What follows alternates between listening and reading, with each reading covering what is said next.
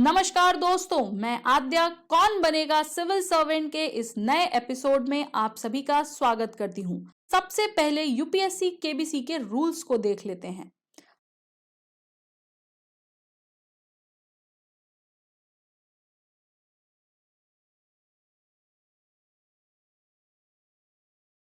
स्वागत है आप सभी का सिविल्स डेली के यूपीएससी केबीसी में, यानी कौन बनेगा सिविल सर्वेंट। तो चलिए शुरू करते हैं आज के क्वेश्चंस का सिलसिला।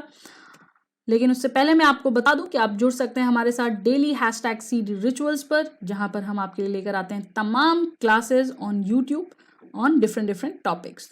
तो चलिए देखते हैं हमारा सबसे पहला क्वेश्चन आज का ये रहा। Arrange the following treaties in the correct chronological order of their signing. Number 1 Treaty of Allahabad, number 2 Treaty of Bassein, and number 3 Treaty of Seringamapatnam. Select the correct answer using the codes given below. A 312, B 123, C 132 या फिर D 321। आपका समय शुरू होता है अब।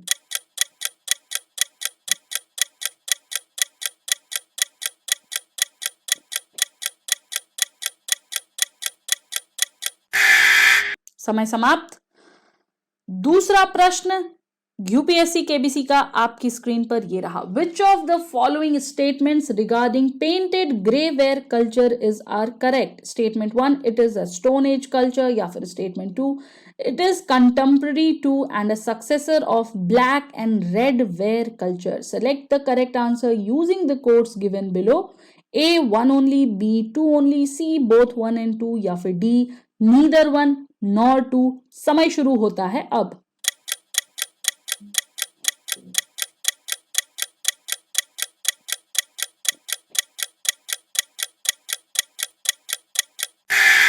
समय समाप्त। तीसरा प्रश्न आपकी स्क्रीन पर यह रहा। Which of the following were annexed by the British citing the doctrine of lapse। number 1 Satara, number 2 Sambalpur, number 3 Nagpur, 4 Jhansi, 5 Awadh। Select the correct answer using the codes given below. A 1 2 3 and 4 only, B 2 3 4 and 5 only, C 1 3 4 and 5 only, या फिर D 1 2 3 4 and 5 all। समय शुरू होता है अब।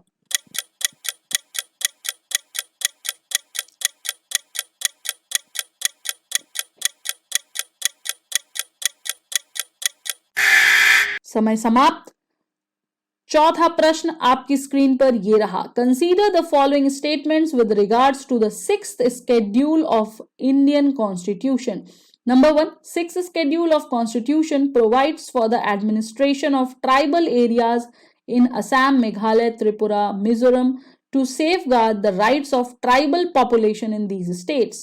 Statement 2 the sixth schedule establishes tribal advisory councils in these states. Number 3 the sixth schedule was originally intended for the predominantly tribal areas of undivided Assam, which was categorized as excluded areas under the Government of India Act 1935 and was under the direct control of governor. Which of these statements are correct?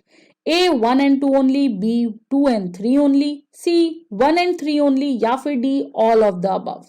समय शुरू होता है अब।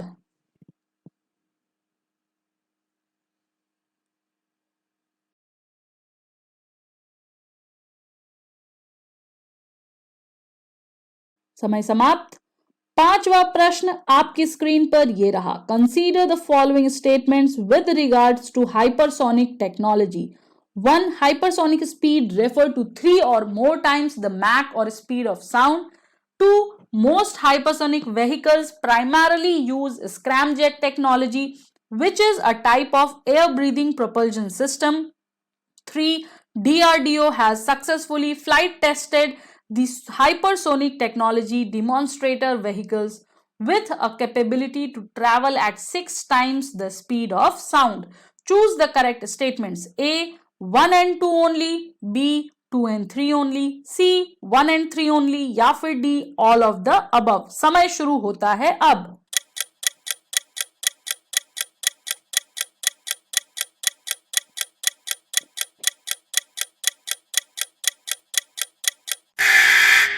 समय समाप्त।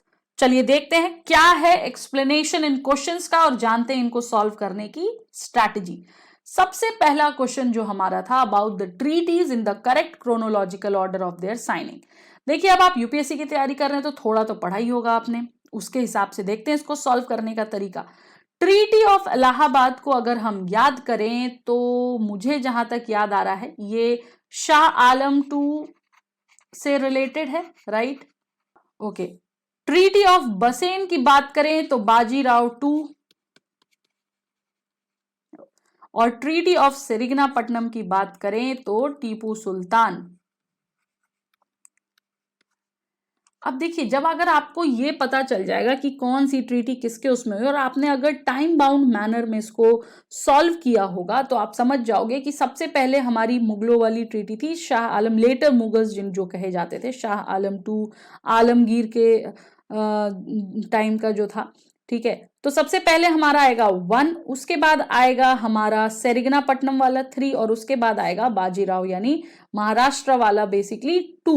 तो और ये सारी ही ट्रीटीज जो हैं ये ब्रिटिश ईस्ट इंडिया काउंसिल के अगेंस्ट थी, तो हमारा ऑप्शन होगा 1, 3 एंड 2, ठीक है। चलिए देखते हैं क्या है इनके सॉल्यूशंस। सॉल्यूशन भी यही कह रहा है सी यानी 1, 3, 2। सबसे पहले आई थी हमारी ट्रीटी ऑफ इलाहाबाद जिसको साइन किया गया था 12 अगस्त 1765 को। Mughal emperor Shah Alam 2 son of late emperor Alamgir 2 and Robert Clive के बीच में जो कि ईस्ट इंडिया कंपनी का नेतृत्व कर रहे थे as a result of battle of Buxar 22 अक्टूबर 1764 को जो लड़ा गया था, ठीक है। तो अगर आपको एम्परर से नहीं भी याद है तो आप जो है ट्रीटी को उसके रिलेटेड बैटल से याद कर सकते हो, तो आप इजीली सॉल्व कर लोगे। फिर हमारी आती है ट्रीटी ऑफ सेरिगनापट्टनम, ठीक है, जिसको साइन किया गया था 18 मार्च 1792 पे at the end of third Anglo Mysore war. और फिर आता हमारा ट्रीटी ऑफ बसेन जो कि पैक्ट साइन हुआ था 31 दिसंबर 1802 को between British east India company and Bajirao 2 the Maratha Peshwa of Pune, battle of Poona के तहत। ओके, तो आपको इस तरीके से याद करना है।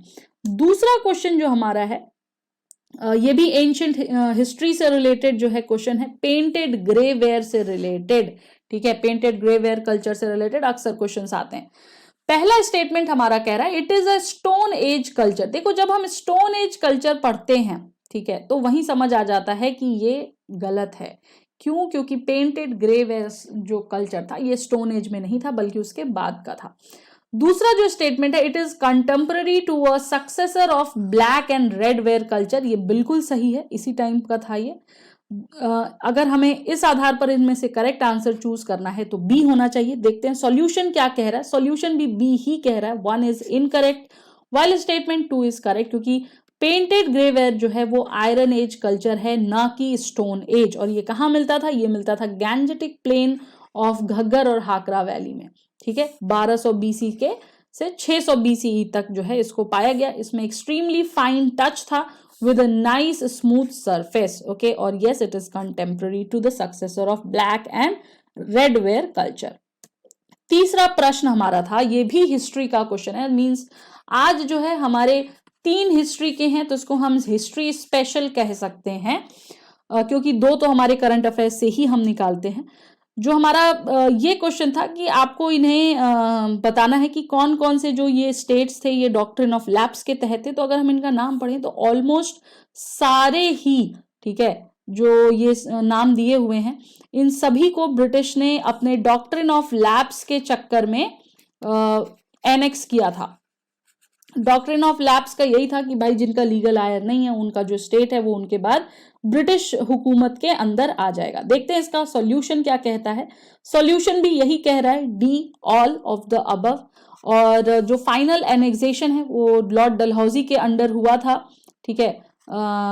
इसके अंदर गवर्नर जनरलशिप उनकी थी 1848 से 1856 तक, और उन्होंने इसको नाम दिया था डॉक्ट्रिन ऑफ लैप्स। जैसा कि मैंने आपको बताया, अगर आपका लीगल आयर नहीं है, रूलर अगर डिक्लेयर किए बिना, रूलर अगर मर जाता है without a male heir, his kingdom would lapse and it will come to the part of company territory.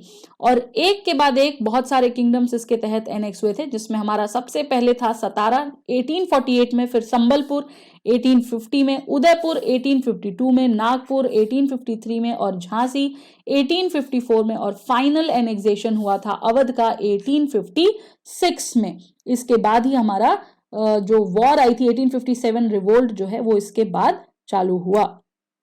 चौथा क्वेश्चन जो हमारा है स्केड्यूल से रिलेटेड, इंडियन कॉन्स्टिट्यूशन से रिलेटेड. देखिए इसलिए ये क्वेश्चन इंपॉर्टेंट है क्योंकि अभी न्यूज में काफी दिन से जो है नागालैंड वाली न्यूज भी चल रही थी, राइट. देन आज जो है हमने देखा कि छत्तीसगढ़ वाली न्यूज भी आ गई है, छत्तीसगढ़ तेलंगाना, जहां पर माओइस्ट उसमें जो है एनकाउंटर हुआ है.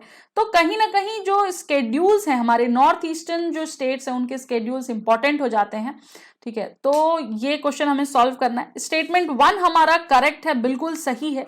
6 स्केड्यूल में ही दिया है administration of Assam, Meghalaya, Tripura and Mizoram, ठीक है. जो दूसरा स्टेटमेंट हमारा है वो थोड़ा सा डाउटफुल है क्योंकि उसके अनुसार ये कह रहा है कि 6 स्केड्यूल बनाता है, एस्टैब्लिशेस ट्राइबल एडवाइजरी काउंसिल, लेकिन जहां तक मुझे याद है ये 6 नहीं बल्कि 5th होता है. अभी चेक कर लेंगे क्या है.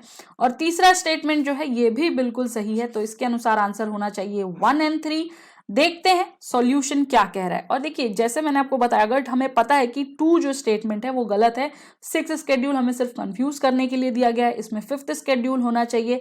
तो जैसे ही हमें पता चला कि 2 गलत हो गया तो ये ऑप्शन कट गया, ये ऑप्शन कट गया, ये ऑप्शन कट गया, बचा हमारे पास सिर्फ एक ऑप्शन, राइट. तो इसका सॉल्यूशन देखते हैं. सॉल्यूशन भी यही कह रहा है, C is the correct answer, means 1 और 3. पहला जो हमारा था वो बिल्कुल करेक्ट था और जो हमारा थर्ड स्टेटमेंट है वो भी बिल्कुल करेक्ट है, लेकिन जो सेकंड स्टेटमेंट है जहां बात की गई है डिस्ट्रिक्ट काउंसिल्स की, ट्रिब्यूनल्स की, बेसिकली ट्राइबल एडवाइजरी काउंसिल्स की, वो 5th स्केड्यूल के अंडर आता है जैसा कि मैंने आपको बताया था, इसलिए वो स्टेटमेंट गलत होगा, ठीक है. क्योंकि 6 स्केड्यूल जो है वो ऑटोनोमस डिस्ट्रिक्ट काउंसिल्स देता है, जबकि क्वेश्चन में आपसे ट्राइबल एडवाइजरी काउंसिल बोला जा रहा है, ठीक. तो ये याद रखिएगा 5th स्केड्यूल में है. चलते हैं 5वें क्वेश्चन पर. हमारा आज का लास्ट क्वेश्चन जो है हाइपरसोनिक टेक्नोलॉजीज पे बेस्ड है. इसमें देखिए अगर आप देखें तो जो हमारा थर्ड स्टेटमेंट है, हम लास्ट से शुरू करेंगे, ये बिल्कुल करेक्ट है, ठीक है. अगर ये करेक्ट है इट मींस कि हमारा ये भी आंसर हो सकता है, ये भी हो सकता है और डी भी हो सकता है, सिर्फ 1 और 2 नहीं होगा, ओके. तो इसको हम क्या करेंगे, इसको हम कट कर देंगे क्योंकि ये हो ही नहीं सकता, राइट. उसके बाद जो हमारा सेकंड स्टेटमेंट है जो कह रहा है most hypersonic vehicles primarily use scramjet technology, absolutely correct है. करंट अफेयर्स की क्लास में मैंने ये पढ़ाया है आपको, हाइपरसोनिक टेक्नोलॉजी बहुत डिटेल में पढ़ाया है, तो इसलिए ये स्टेटमेंट हमारा सही है, वहां से हमें पता चलता है. तो यानी कि हमारा हो गया. इसमें और कौन सी पॉसिबिलिटी गई, हमारी पॉसिबिलिटी गई ये वाली. तो अब हमारे पास बचा 2 ऑप्शन, या तो 2 और 3 होगा या तो ऑल ऑफ द अबव होगा. स्टेटमेंट 1 भी चेक कर लेते हैं. स्टेटमेंट 1 कह रहा है रेफर टू 3 और मोर टाइम्स द मैक और स्पीड ऑफ साउंड. मैंने आपको बताया जब भी ऐसा कुछ सिंगल दिया हो ना, न्यूमेरिकल, मान के चलो वो गलत होगा मोस्ट प्रोबेबली, तो क्योंकि यहां पर 3 नहीं, यहां पर हमारा 5 होना चाहिए, ठीक है. हाइपरसोनिक स्पीड जो है वो रेफर करती है 5 और मोर टाइम्स दी मैक और स्पीड ऑफ साउंड. तो इसके हिसाब से अगर हम चले तो हमारा 1 जो है वो गलत हो गया, यानी कि ऑप्शन हमारा कौन सा गया, ऑल ऑफ द अबव वाला गया, और करेक्ट आंसर हो गया 2 और 3. सॉल्यूशन देखते हैं. सॉल्यूशन एक लाइन में सिंपली दिया हुआ है कि हाइपरसोनिक स्पीड रेफर टू 5 और मोर टाइम्स, यानी कि हम सही थे. तो ये थे आज के कुछ इंपॉर्टेंट क्वेश्चंस जिनमें हम history special as well as current affairs भी थे, ठीक है. तो उम्मीद करती हूं आपको आज का सेशन अच्छा लगा होगा.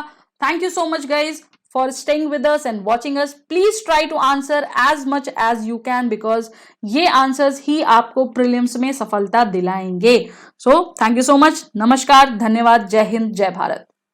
अब यूपीएससी की तैयारी के लिए दिल्ली या इलाहाबाद आने की जरूरत नहीं है क्योंकि सिविल्स डेली कराने जा रहा है आपकी प्रिपरेशन सीडी यूट्यूब क्लासेस के माध्यम से, जहां हम लेकर आ रहे हैं डेली बेसिस पर करंट अफेयर्स और स्टैटिक पोर्शन के टॉपिक्स, प्रीलिम्स, मेंस और इंटरव्यू को मद्देनजर रखते हुए. तमाम वीडियो लेक्चर्स और मेंटरशिप गाइडेंस वो भी बिल्कुल निशुल्क. हम अपना टाइम इन्वेस्ट करते हैं ताकि आप अपना कीमती वक्त सही जगह, सही डायरेक्शन में इस्तेमाल करें। Press the bell icon and subscribe to our channel to follow #CD Rituals.